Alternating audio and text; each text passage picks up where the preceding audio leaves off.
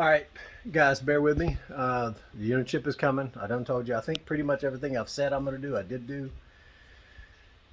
The alternator was one thing I had to get correct, and a little segment here on that, just some other miscellaneous stuff. But I haven't updated in a minute, so I thought I would now.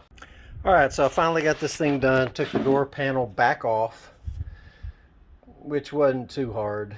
But those two inserts right here, for future reference, if you own a 97 of these kind of doors, 98, 99, you don't have to take those off. There are two screws down here that you got to take out to get them off the door panel, but these stay. Okay, so when you take these panels off, now granted I did take these off so that they could leather it, but if you're not going to do that, then you don't have to. The leather made it tough for those to get back in there. I had to cut just a hair bit of labor where these little tangs, plastic tangs, go down inside there. So what took so long to get this thing back on was these inserts here, these hand holds, they were yellowed. I guess they might have set in the sun, I don't know. But anyway, I saw something on YouTube where it talked about taking 30% hydrogen peroxide, first using soapy water to wash them. Then you take some dish soap and you mix in this 30% peroxide and you just kind of lather it over the pieces, then stick them in some Ziploc bags and set them out in the sun. Or if you have a UV light, you can do that as well. And it did help. It helped out quite a bit, and I was going to do it more so that it could get more matching to this color here. But then I started seeing like these sections on here where it gets kind of like really light. And I figured, okay, and I didn't even use the whole 30%. I couldn't find that. I think it's more like a hair dyeing product probably. So I had like, what was it, 12% is what it is. So I got some of that, and it took about a day sitting in the sun, and it got as good as it's going to get without my fear of it really doing something detrimental to it. So that's as good as it gets. However, now that everything's in, it looks good. The color contrast and stuff like that. It's a 97. We must not forget that. So it's an old car, a couple more years, and it's 25 years old. So, but at any rate, I just want to show the final product on that, and then I'll knock out the other side as well. All right, driver's side door's done. This one wasn't as bad. This one piece down here, I think when I put it on, it tweaked it inside there, and it kind of, there's a little post opposite that goes in a hole, and I think it probably went down or up instead. I'm not sure. It's a minor thing. I'm not too worried about it. But I'll clean these up. I got some dirt on it and stuff from putting them in. But outside of that, the contrast I was looking for, the gray and the black, and then just got to get the rear seats done and get those inside there, and we'll be set. I am gonna, like I said, get the headliner done, and I'm gonna do something about this one here, this moonroof. It does come up, and I like the moonroof like that. I don't want a sliding one, just more crap to go wrong. And this one leaks only because it's old as crap, and it's got some corrosion around here. And whenever I go through a car wash with high pressure, it'll leak. And then if it rains hard enough, long enough, it will drip inside there. And of course, with leather and stuff like that, I don't want the smell of wet inside the car. So I'm going to get a guy to either just totally replace this one, or maybe look at it and make some recommendations on how to and plus, when I'm driving around, this thing here, if I hit a hard enough bump, it'll slam down on me, and there's no way that I can tell. Now this one comes off all the way. It's got a little release lever that you can take this window out all the way and just ride around with no top. So that's, I like that portion. If they got something like that, again, I'll take it in case I just want to drive around one day with it off. But outside of that, interior's coming through. Also, while I was in here, these little set screws here, they were poking out beyond this deal. And the set screw kit that I got, that was the shortest one that they had. So there's another one, another set of them that goes around the base of this shifter around here. They were exposed too. I could not lift this up over it for that reason. And so now I'm able to kind of pull it up a little bit, get more, this thing doesn't look so cramped and sat inside there. And these don't poke out anymore. They're more or less flush with this. So all I did was take them out and just very carefully, holding them with like the Allen key that fits it, and just ground it down with the bench grinder to where they would actually go down far enough to where I could seat them in. There's 1, 2, and then 3, and then of course there's 2 levels of it. And then I went ahead and lifted this up over in this little collar in here. I got it sitting up above it, so just a little bit of red showing there. It's got a little bit of scuffing here. That's from when I originally put it in, but yeah, red top, and of course a little bit of red inside the engine bay, and I might have some red accents coming here soon, but I just wanted to show that too. I also want to show you what I ended up doing with these securing pins on these side flares. The screw is the same, and you can see like the rusted out portion. I'm going to be doing some painting on that here soon once I get done with, and I'm satisfied with taking these things on and off. But you see this little piece right here? You know what that is? That's the shoulder of a plastic rivet. I didn't like the washers that I put on there. They weren't stainless steel. They were starting to rust already, and the paint that I put on them, even though I'd primered them before, I didn't sand them up before. I primered them and then I painted them, but the paint was coming off. And so what you had was a lot of that center portion looking like the washer. So I went ahead and said, okay, well, I don't have any kind of like real fitting things that I can put on there, and I don't have a lot of time. What do I need to do? And so I just happened to notice that, and I said, well, you know what, these are plastic, they give it a rounded appearance, and they fit great inside that relief. So that's what I went with on that. So just wanted to share that with you.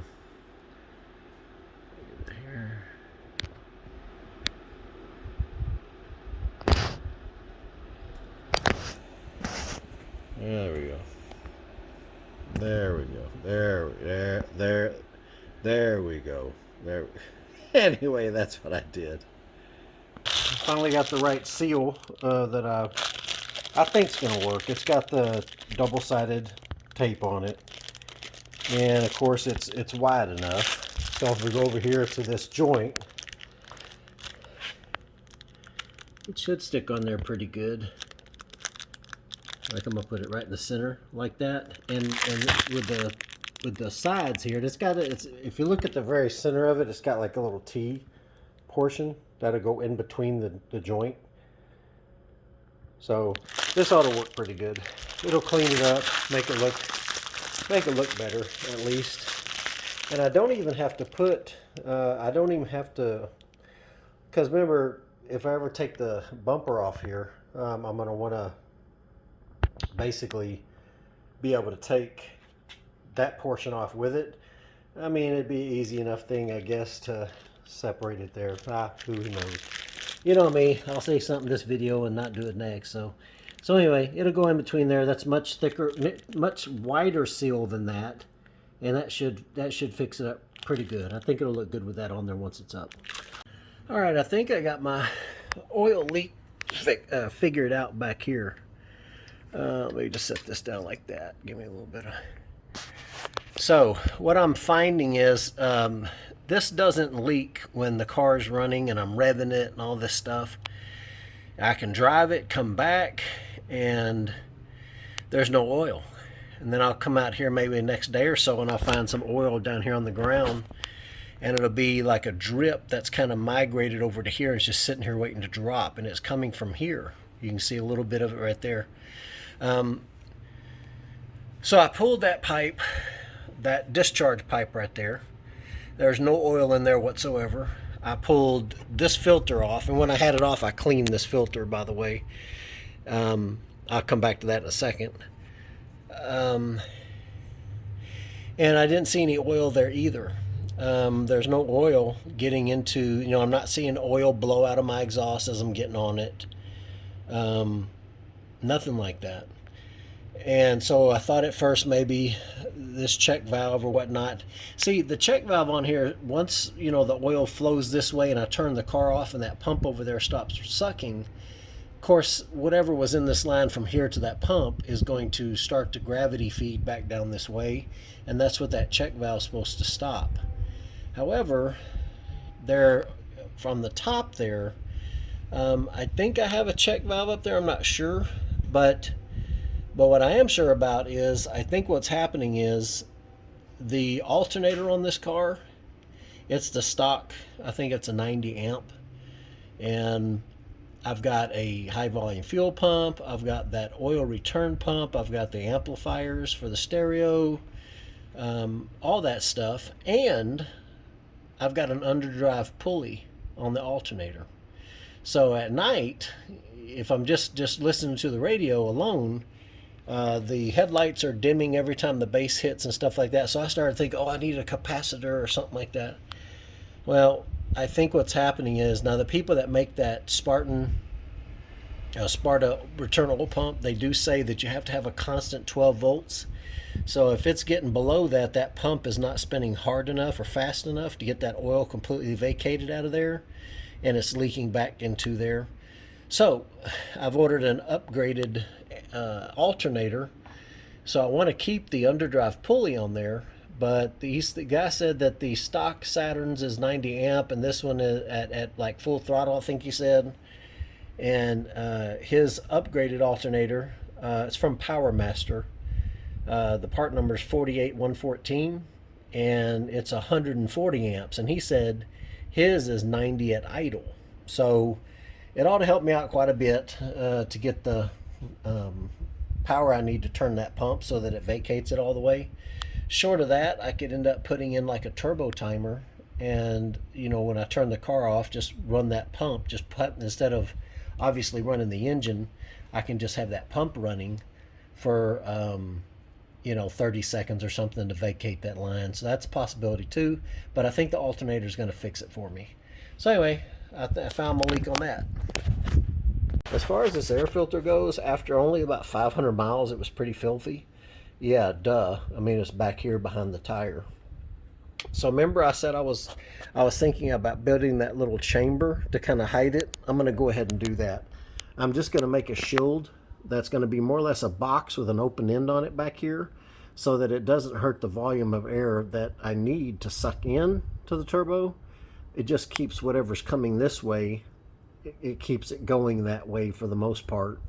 So I think that'll help out a lot. And if it doesn't, then I'll go ahead and find some way to alter it to where it'll work. But yeah, I don't want to be cleaning my air filter every 500 miles. That won't work. So as you can see here, I've got 0 misfires, both current and historical.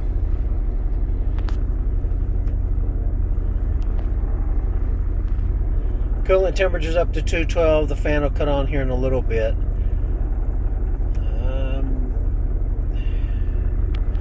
Fuel trims.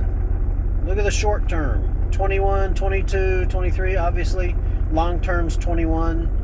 They're all pegged. Those injectors are high. I've got the cat, the mimicker on there. Look at the lean. It's reading lean basically on the second O2. Front O2 switching. But then why is my air fuel ratio reading lean?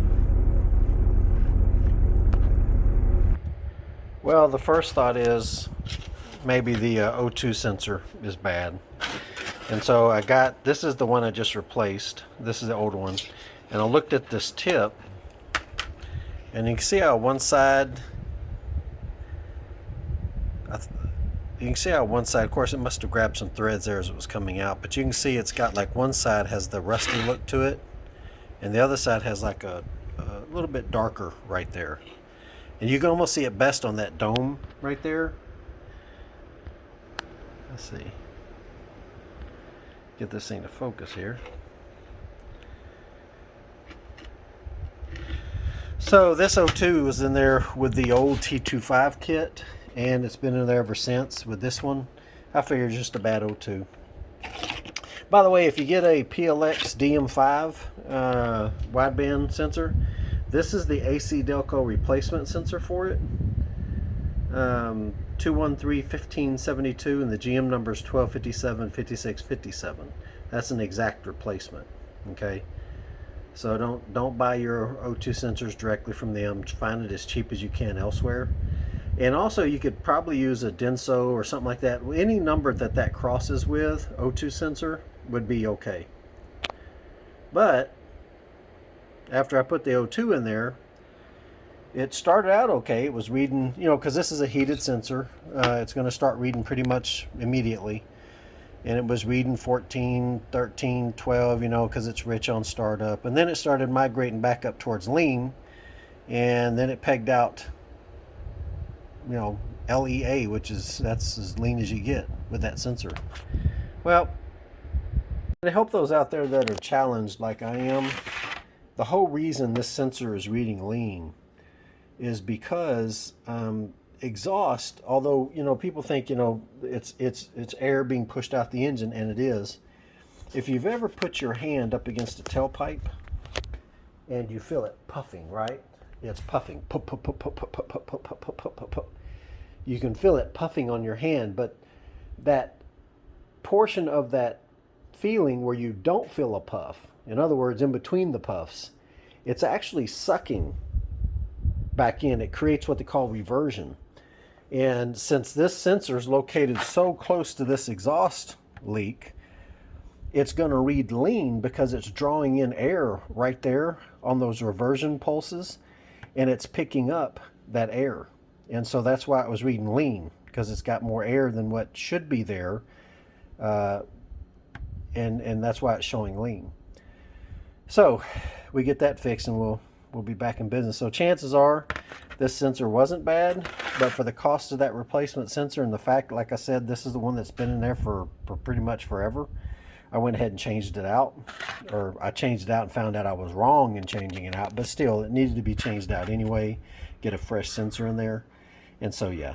Well, here's the O2 sensor in question, and it's connected to the lower portion of the OBX header. And of course it goes 4 into 2 into 1. And so here's the sensor. I changed it out, still got the bad reading.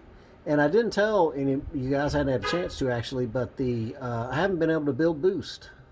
So I thought I had an exhaust leak. Guess where it's coming from? Right here, on the top. On the top, I had the car running, just idling, not even revving. And I put my hand up on the top of this and caught some air coming up out of there. And I heard it before I even got up under here. And I knew right away that that sensor right there is picking up the air that's being sucked in here, and it's running lean.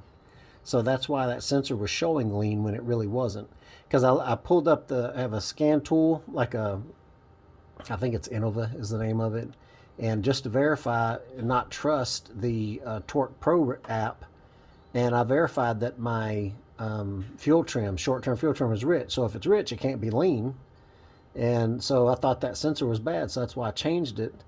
But then I said, you know, 2 and 2 together, no boost build. I had already looked back at the turbo. Yeah, okay, and so right here's the problem. So I might have to take this lower section off and get a new flex tube put on there.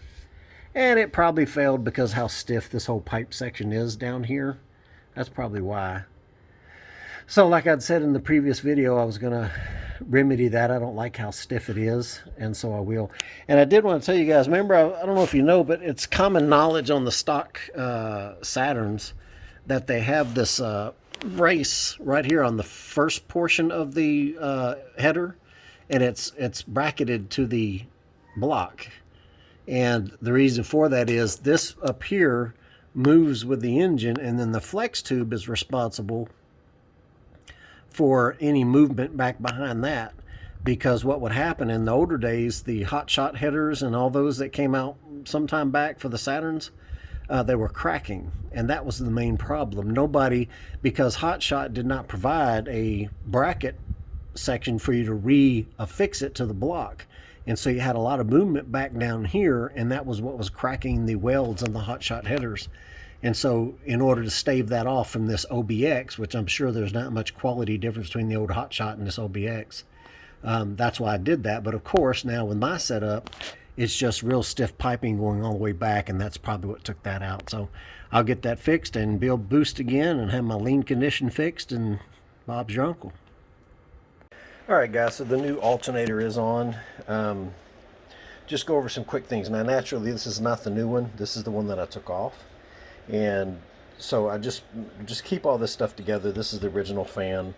When I put this one on, I don't know what happened, but these fins were contacting the case. So I cleaned up the old black fan and put it back on. They were the same diameter, same cut, same everything. So it's not like this is a better designed fan, that would keep it cooler. It's just the same factory one. Now that part number, that is the 48114. And he said that the stock alternator is max RPM, putting out 90 to 95 amps. This one here, they give you a little card. This was tested June 13th, 20. At idle, it's putting out 102. Cruise 128, and top end 157 amps. So that's good. And to get more to the reason of why I did it, at idle, obviously I noticed with the stereo going, the lights would dim, and I thought it might need a capacitor or something like that. Well, it's just that the alternator, the stock alternator, which this is the one that I took off of there, it's again rated at max 90-95 amps, and so at idle it's even less. And so when you have a bass system running, and I don't have anything crazy, I do have 2 amps powering a subwoofer and a 4-speaker with tweeter system, but I also have the doubled in the big 10.2-inch screen there. Normal lighting and stuff like that, when I'd run lights, it would dim every time it hit the bass. Even at low levels it would. Now you got to imagine with that return oil pump, the high volume fuel pump that I have on here, it's pulling a lot of load on it, and that's why that's happening. So the answer is to get a bigger alternator to supply that. Not only that, but it's critical for fuel delivery.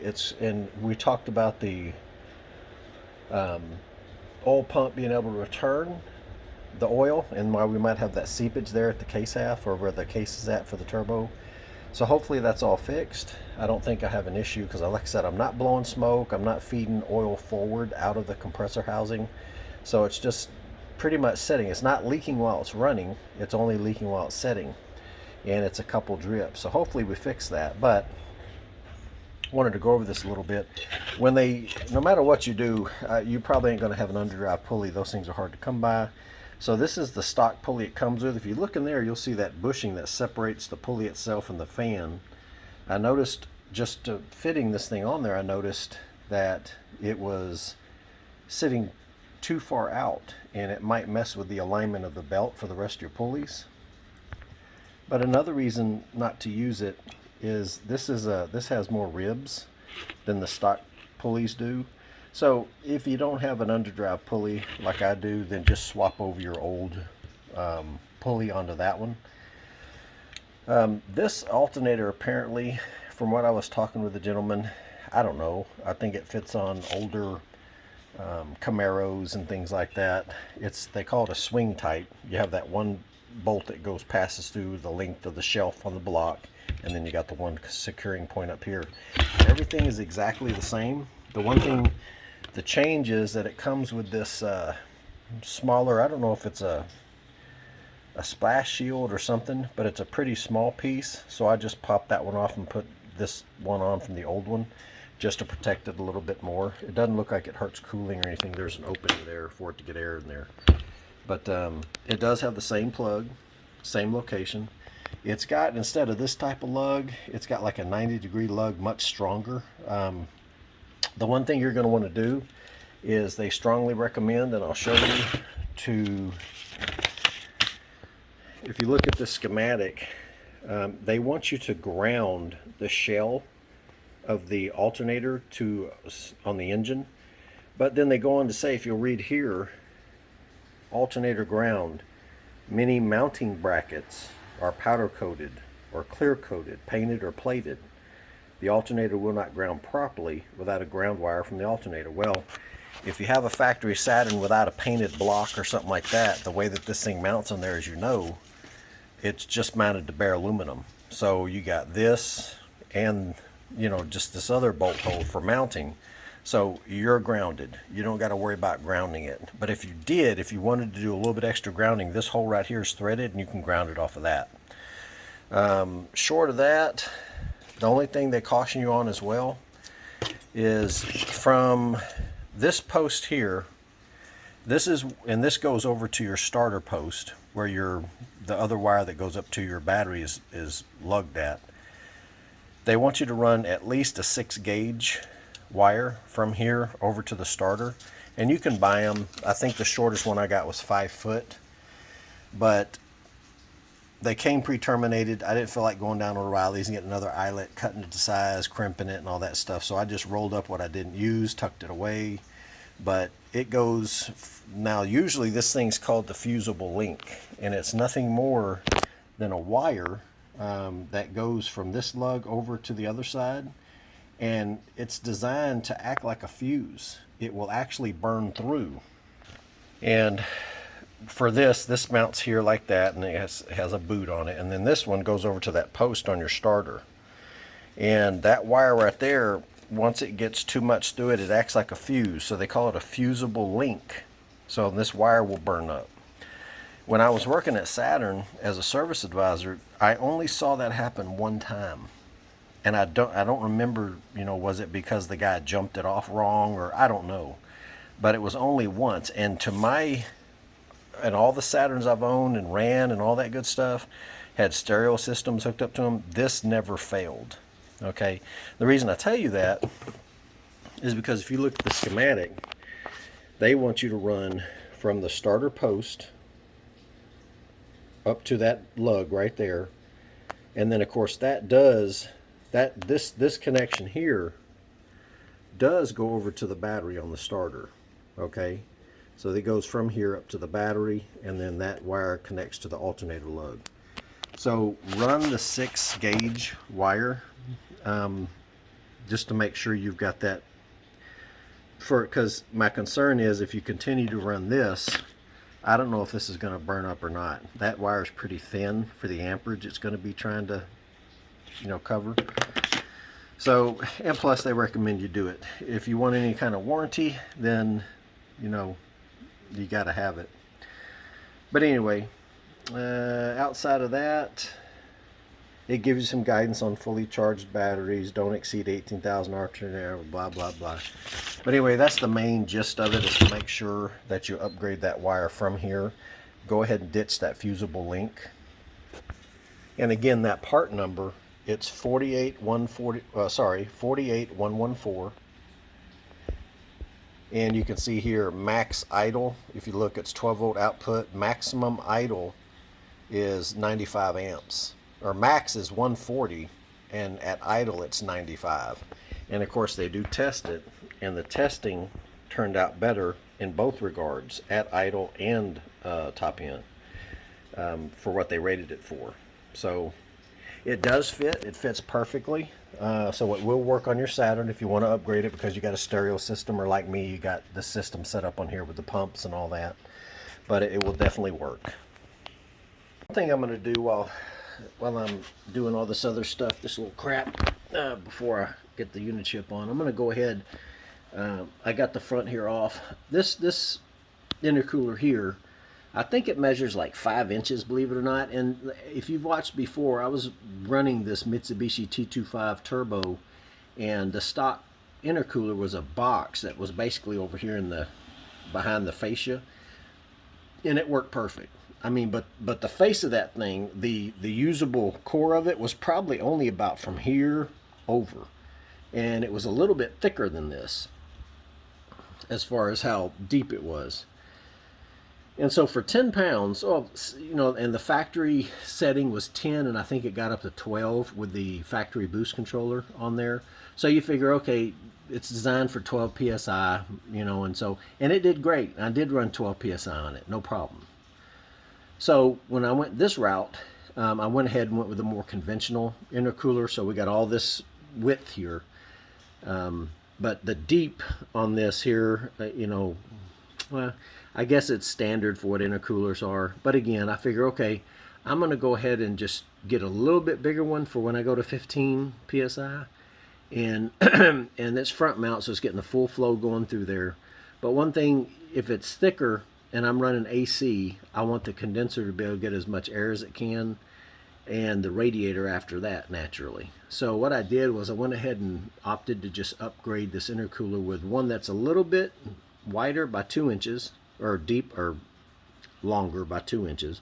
It's the same distance from here over to the other coupler, same inlet and outlet, 2.5, I believe. The width of it though is a 1/4 inch thinner. So, and it's a different kind of plate design. And so, see, this one is your standard type setup. This one here has a little bit different setup on it